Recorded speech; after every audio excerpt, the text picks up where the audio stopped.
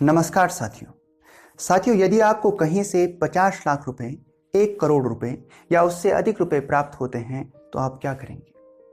निश्चित रूप से आप अपने जीवन के उन सपनों को पूरा करना चाहेंगे जो कि आपने देखे हैं। आप अपने जीवन के उन उद्देश्यों को पूरा करना चाहेंगे जो कि आपके लिए महत्वपूर्ण हैं और आप उन्हें कर सकते हैं क्योंकि आपके पास उतने रुपए हैं। यदि आपका सपना है कि आप एक अच्छा घर बनाना चाहते हैं तो आप बना सकते हैं क्योंकि आपके पास उतने रुपए हैं। आपके जीवन का सपना है कि आप एक अच्छी गाड़ी खरीदना चाहते हैं तो आप कर सकते हैं क्योंकि आपके पास उतने रुपए हैं। लेकिन क्या हो कि यदि आप जो उद्देश्य पाना चाहते हैं उतने रुपए आपके पास नहीं हैं, लेकिन आपके पास कुछ कम रुपए हैं, आपके पास केवल 50,000 रुपए हैं और आपको आवश्यकता है कि आप 30 लाख रुपए जमा करना चाहते हैं क्योंकि उससे आप अपने लिए एक अच्छा घर बनाना चाहते हैं। अभी आपके पास केवल 50,000 रुपए हैं। आप चाहते हैं इन 50,000 रुपयों को मैं किसी एक ऐसी जगह पर जमा कर दूं जहां पर कि मेरे रुपए सुरक्षित रहें और धीरे धीरे जब मैं वहां जमा करते हुए उन रुपयों की वो पूंजी मैं इकट्ठी कर दूं जितनी की मेरी आवश्यकता है। उसके बाद जब मैं चाहूं तो उन रुपयों को वापस पा सकूं। तो आपको एक ऐसे संस्थान की खोज है जो कि आपके रुपयों को सुरक्षित भी अपने पास रखे और उसके बाद जब आपको आवश्यकता है तो आपको विश्वास दिलाए कि वह तब आपको उन रुपयों को वापस भी कर दें। आपको एक ऐसे संस्थान की खोज है। तब आपके जीवन में भूमिका शुरू होती है बैंकों की। तो साथियों, आज हम बैंकों को जानने वाले हैं कि किस प्रकार से जिन बैंकों में आप अपने रुपए सुरक्षित रखते हैं वे बैंक आपको भी लाभ देते हैं और आपके ही उन रुपयों से अपना भी लाभ पैदा करते हैं। इसको हम जानने वाले हैं। ये बैंकों का उद्भव सबसे पहले हम समझते हैं कि बैंकों का उद्भव कहाँ से हम लेकर चल सकते हैं। पहले के लोग अपने रुपयों को सुरक्षित रखने के लिए गांव में मान लीजिए किसी एक ऐसे व्यक्ति को जो कि प्रतिष्ठित हैं या शक्तिशाली हैं, उस व्यक्ति के पास अपने रुपए जमा करने को दे देते हैं। मान लीजिए आपके पास 100 रुपए हैं और आपने किसी व्यक्ति के पास जो कि गांव का प्रतिष्ठित है या फिर एक शक्तिशाली व्यक्ति हैं उसके पास अपने रुपए जमा करवा दिए। जैसे पहले लोग साहूकार होते थे, जमींदार होते थे, इस तरह के लोग, उनके पास आपने अपने 100 रुपए जमा करवा दिए। ऐसे ही बहुत से लोग गए और उस व्यक्ति के पास अपने जो है 100 रुपए जमा करवाए। 10 लोग थे तो 1000 रुपए उस व्यक्ति के पास जमा हो गए। अब उस व्यक्ति ने आपके रुपए सुरक्षित रखने का आपको विश्वास दिलाया कि मैं आपके रुपयों को अपने पास सुरक्षित रख लेता हूं, क्योंकि आपको ये था कि भाई हमारे रुपए आप अपने पास सुरक्षित रखें, ये हमारी जमा पूंजी है और जब मुझे आवश्यकता होगी तब दे दीजिएगा। वो कहेगा ठीक है। अब उस व्यक्ति ने 1000 रुपए से अपनी बाहर कहीं एक जो है दुकान लगा दी, बाहर कहीं पर एक दुकान लगा दी। आप सब यानी 10 लोगों ने 100 रुपए जमा करवाए, उस व्यक्ति के पास 1000 रुपए हुए, उन्होंने बाहर कहीं अपनी दुकान लगा दी। अब दुकान लगाई तो दुकान में उन्हें धीरे धीरे फायदा होने लगा। अब उस फायदे से उस व्यक्ति ने जब आपको आवश्यकता थी आपके 100 रुपए भी लौटा दिए। तो इस प्रकार से उस व्यक्ति का फायदा हुआ। अब इसी प्रकार के कुछ और जो हैं प्रतिष्ठित लोग या फिर शक्तिशाली लोग और भी थे गांव में, उनके पास भी लोग रुपए जमा करा रहे थे। तो अब क्योंकि वो व्यक्ति जो था जिसके पास आपने रुपए जमा कराए थे, अब वो सोचने लगा कि मेरे पास और ज़्यादा लोग आएं, ज़्यादा से ज़्यादा लोग मेरे पास अपने रुपए जमा कराएं। तो इसके लिए उस व्यक्ति ने आपको एक ऑफ़र दिया, लोगों के लिए एक ऑफ़र दिया कि आप लोग एक काम करिए, मेरे पास अपना रुपए जमा करवाइए, मैं आपके रुपयों को सुरक्षित तो रखूँगा ही अपने पास, साथ में मैं क्या करूँगा कि आपको जब लौटाऊँगा तो कुछ जो है निश्चित दर पर आपको जो है ब्याज भी दूंगा। 100 रुपये पर मैं एक काम करूँगा कि आपको 1% जो है साल भर में आपको ब्याज दूंगा, यानी अगले साल में 1 रुपये आपको और दूंगा। आपका रुपया सुरक्षित रखूंगा ही, साथ में आपको ब्याज भी दूंगा। 1 साल के बाद मैं उस पर ब्याज भी आपको दूंगा। अब क्योंकि इस पहलवान ने ये कहा, इस शक्तिशाली व्यक्ति ने ये कहा, तो लोग उसके पास ज़्यादा आने लगे। लोगों ने कहा कि ये व्यक्ति हमें जो है फायदे की बात कर रहा है। और जो शक्तिशाली लोग थे और जो प्रतिष्ठित लोग थे जो कि जिनके पास लोग अपने रुपए जमा कराने जाते थे, उस दूसरे व्यक्ति ने कहा कि मैं 2% की दर पर आपको ब्याज दूंगा। तीसरे ने कहा मैं 3% की दर पर आपको ब्याज दूंगा। इस प्रकार से लोगों के लिए देखिए, लोग कहाँ जाएंगे? जहां उन्हें फायदा होगा। तो निश्चित रूप से इससे जो है समाज में एक प्रतिस्पर्धा पैदा हुई उन्हीं जो है शक्तिशाली लोगों के बीच, जो कि एक बैंक की तरह ही काम कर रहे थे, जिनके पास लोग अपना रुपए जमा करा रहे थे।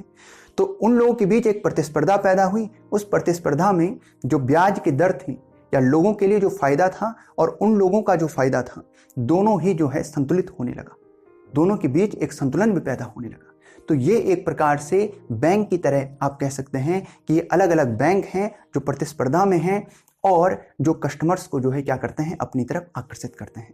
तो ये जो समाज के प्रतिष्ठित लोग थे जिनके पास, या शक्तिशाली लोग थे जिनके पास लोग उस समय पर रुपए अपने जमा करवाते थे, वे किस प्रकार से उन रुपयों को दुकान लगाकर निवेश कर रहे हैं और उस दुकान से फायदा उठा रहे हैं और उसके बाद आपके रुपए वापस कर रहे हैं। इसी प्रकार से बैंक भी काम करते हैं। बैंक कैसे काम करते हैं? आपके पास मान लीजिए 100 रुपए हैं। 100 रुपये इसलिए मैं कम ले रहा हूं ताकि जो है इसकी गणित बनी रहे और आपके लिए समझने में और मुझे इसको बताने में आसानी रहे। 100 रुपये आपके पास हैं और आप चाहते हैं कि 100 रुपये मैं बैंक में जमा कराना चाहता हूं। आप गए बैंक में, बैंक ने कहा आप खाता खोलिए, आप खाता धारक वहां बने और आपने जो है 100 रुपये जमा कराए। अब क्योंकि बहुत सारे बैंक हैं, अलग अलग बैंक हैं, बैंक चाहता है आप कहीं और ना जाएं, तो बैंक आपको ऑफर देता है कि भाई आप हमारे यहाँ खाता खोल रहे हैं तो देखिए हम आपको 4% ब्याज की दर पर अगले वर्ष हम आपको 104 रुपये वापस करेंगे।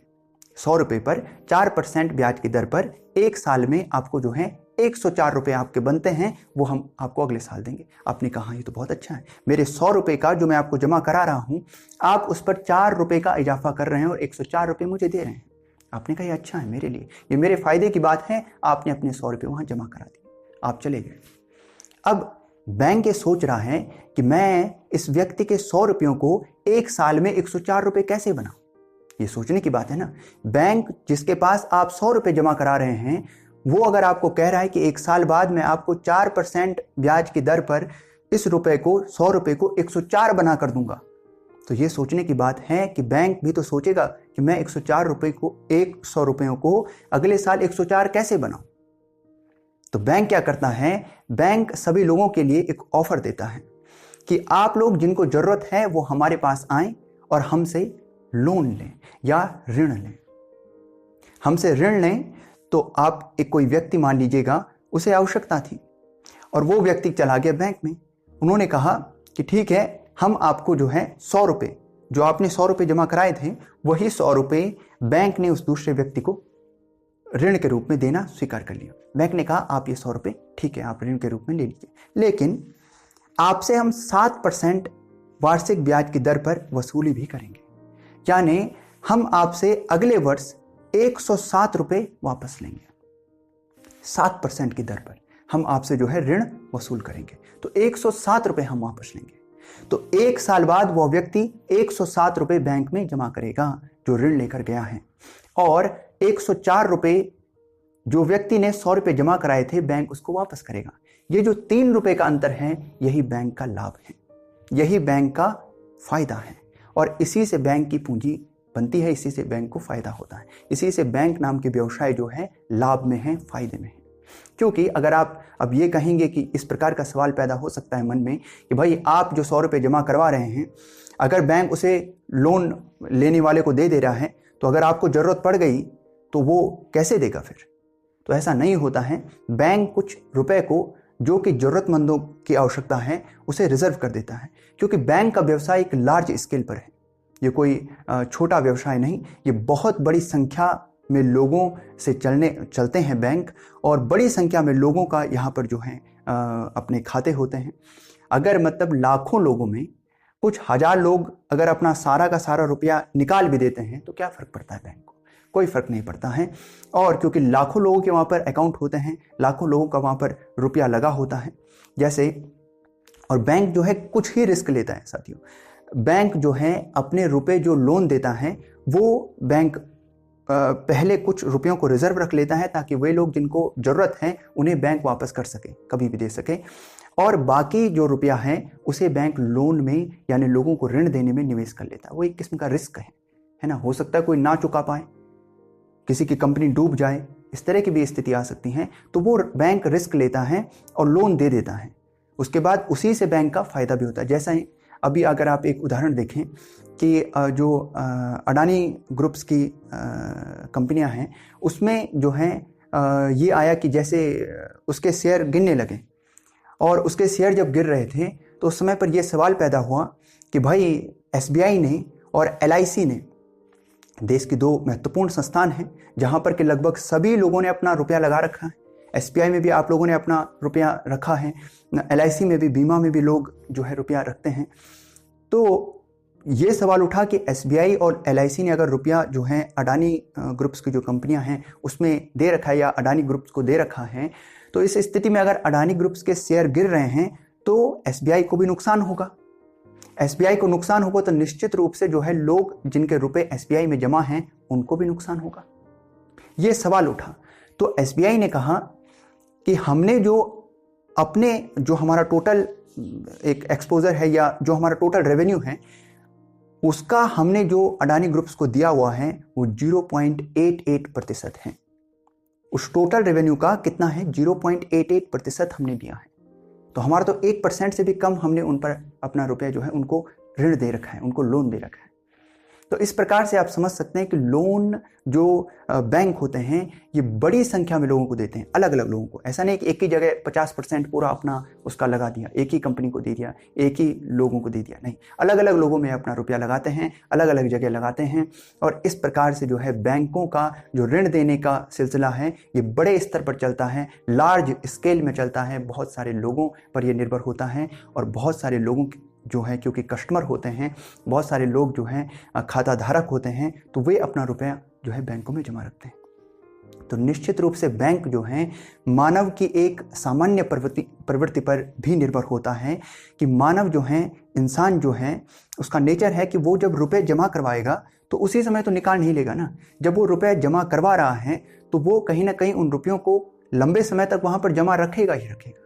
ऐसा तो नहीं कि सुबह जमा करवाया और आप शाम को लेने आ गए, ऐसा तो नहीं है। मतलब बहुत कम स्थिति है कि ऐसा हो, लेकिन जो है अधिकतर लोग जमा ही रखेंगे। और बैंक हमेशा चाहेगा कि आप अपने रुपए बैंक से कभी निकालें ही ना, है ना। क्यों चाहेगा? क्योंकि ये मैंने आपको बता दिया है कि आपके 100 रुपए जो आप जमा करा रहे हैं उसका बैंक अगले साल 107 रुपए बना रहा है ना। उस 100 रुपए को दूसरे आदमी को लोन दे रहा है और उससे अगले वर्ष 107 रुपए ले रहा है। आप समझ रहे हैं? तो आपके 100 रुपए का बैंक 107 रुपए अगले वर्ष बना रहा है। तो इस प्रकार से बैंकों का जो व्यवसाय है ये फलता फूलता रहता है, ये चलता रहता है, क्योंकि बैंक जो है लार्ज स्केल पर काम करते हैं और इंसान की इस प्रवृत्ति पर कि इंसान जब अपने रुपए जमा कराता है तो उसके बाद वह सीधे ही उन्हें वापस नहीं निकाल लेता है, बल्कि उन्हें वहाँ रखे रखता है। और समय के साथ बैंक आपके ही रुपयों से और अधिक रुपए पैदा करता है। उसमें आपका भी लाभ वो जो है कुछ ब्याज से देता है और अपना भी उसमें मुनाफा कमाता है।